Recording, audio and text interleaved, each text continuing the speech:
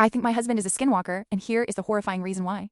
For clarification, my husband and I have been married for years. We are high school sweethearts, and we know each other left, right, and center, from our latte orders to our moods, and even our unspoken thoughts. Henry is a quiet and charismatic man who lives by the motto, if you have nothing intelligent to say, then say nothing at all. His father taught him that growing up, so he learned to observe more than he speaks.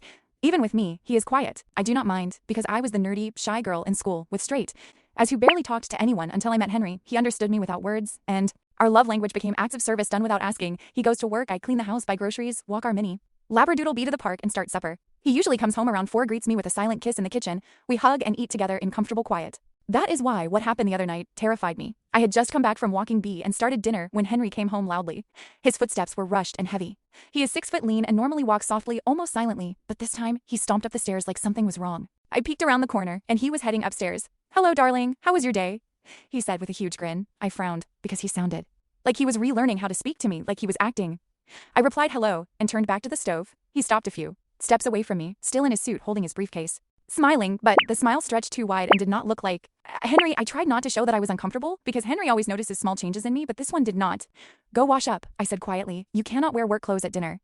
"Yes, darling," he replied, smiling even wider, and that was not my husband. Early in our relationship, Henry told me he hated pet names, especially deer, because his mother used to call him that before she hurt him in ways I will not describe, and the word reopened old wounds. He asked me never to call him that, so I tested it. He did not react. I felt sweat gather at my neck and decided to test it again. I set the table with shaking hands. "Dear, dinner is ready," I called. "Yes, darling, I am coming." We sat down to eat, and I smiled and said, "Henry, I was thinking we could go visit your mother. It has been a while." "That sounds wonderful, anytime soon," he replied, and my throat tightened because she died last spring. I said next week, and he answered, "Amazing, thank you," with a smile that looked almost right but did not reach his eyes. After dinner, I told him to shower, and while the water ran, I searched his drawer and found a leather notebook. The last entry said, "I do not know if I will make it back home. This time, going to that forest is too risky. I need to get everything sorted on my parents' land before they get to us, before it mimics me, or worse, hurts my beloved." My stomach dropped, and I knew I was right. The shower stopped, and I heard violent thrashing in the bathroom.